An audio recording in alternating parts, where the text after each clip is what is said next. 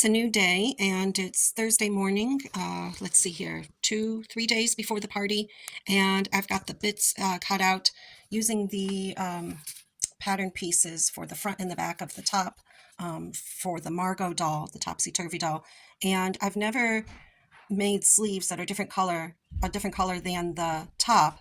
So I'm about to find out how that's going to turn out if I did enough of a seam allowance. And what I'm contemplating doing is when I piece the two halves together, for some reason the pattern says for, I think it's the front or the back. The back. The back, it says to do it as two pieces.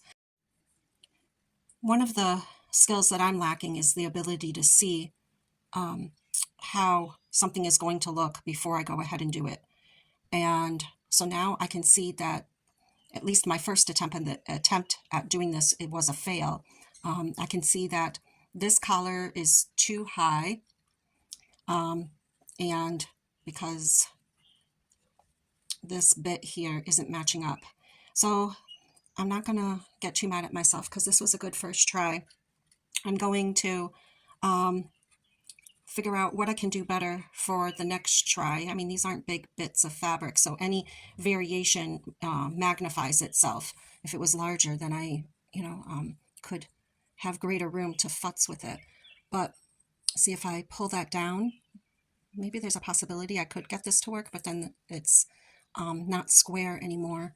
But then again, I am going to be turning under that collar anyways by 1/4 of an inch, so maybe I could get this to work. I'm going to play around with it, but not too much, because I could do something and think it works, and then when I go to put it on the doll, once it's stuffed, find out that it doesn't work at all. So I think that's what I'm going to do, is try to get these sleeves to match up without futzing around with it too much, and attach on a collar, and then move on to Anna's eyes, because I can't continue to procrastinate about that, because I have to stuff the doll so I can proceed with attaching the clothes. What I decided to do is line up the sleeves with each other, doing, I don't know if it's exclusive to quilters, but just lining up my seams, my diagonal dark blue seams. I lined them up, and what I'm going to do is just create a flat garment. So I'm just going to stitch the top of each sleeve and then press it outwards, and that'll give me a flat surface to then attach a collar. I'm just going to do like a thin band of the light blue. Yeah, I'm just going to keep it really simple. The pattern of the Margot doll, it's a scalloped collar, but I don't want a scalloped collar for Elsa. So I'm going to do a thin band of blue across the front, I think, because on her dress over here, there's that thin band of blue. Yeah, so I'm just trying to keep it simple, but also, have the detail there so that it's really, doing justice to the character.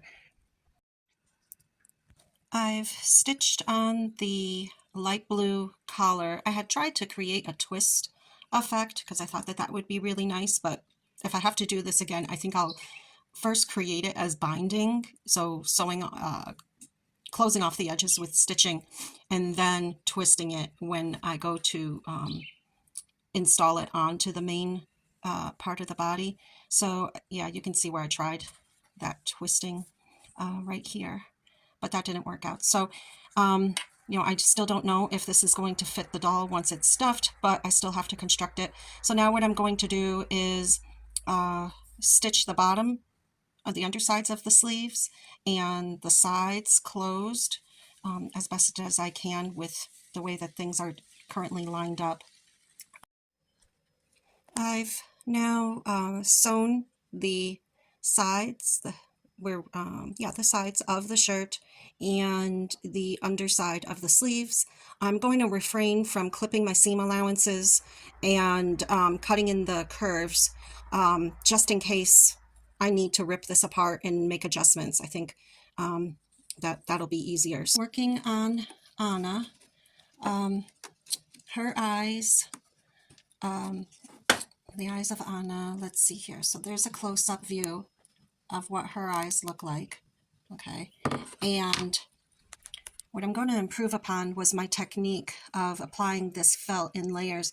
What I did with Elsa was I did the whole perimeter each time I added a layer, and I'm not going to do that this time. I'm just going to do the portion that will be visible even once everything is seen, because every time I go around, it'll tack down. So when I put on that white layer, that'll tack down the layer beneath it. So I'm going to use this pinky pearlescent top stitching thread. That'll be the outline to her eyeshadow layer. I'll do that, then I'll apply the white of the eye. I don't think I'm going to use black to outline that. I think what I'll do for the, let's call it eyeliner layer, is I'll do a brown.